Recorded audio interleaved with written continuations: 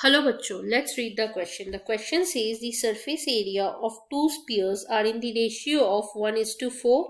Find the ratio of their volumes. हमें surface area का ratio दिया गया है टू स्पीयर्स का. अब हमें इनका वॉल्यूम्स निकालना है. ठीक है, हम ऐसे करके लिखते हैं. Let the radii of the spheres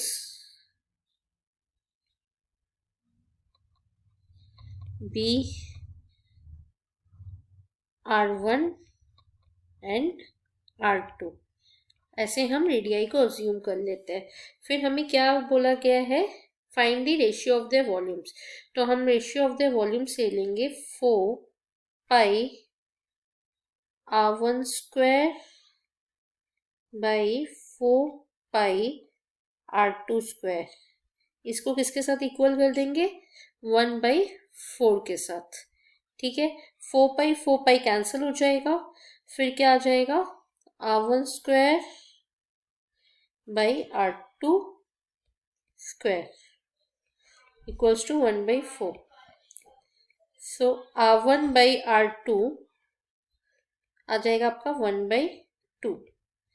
ये हमने क्या निकाल लिया, इस साइड में हमने क्या लिया था, सरफेस एरिया. ये था सरफेस एरिया का formula 4 pi R1 square by 4 pi R2 square. इस तरीके से हमने R1 और R2 निकाल लिया, डेट इज 1/2. अब हम रेशियो ऑफ द वॉल्यूम्स निकालेंगे जो हमें क्वेश्चन में पूछा गया. इस साइड हम लिख लेते हैं ratio of the volumes.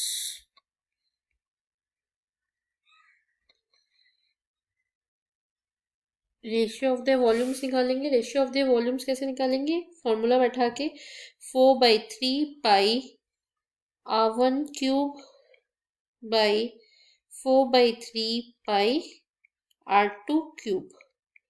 4/3 pi 4/3 cancel, तो क्या आएगा, रेशियो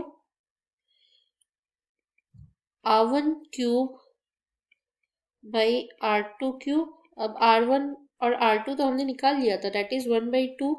देन 1/2 को फुल क्यूब कर देंगे, डेट इज 1/8.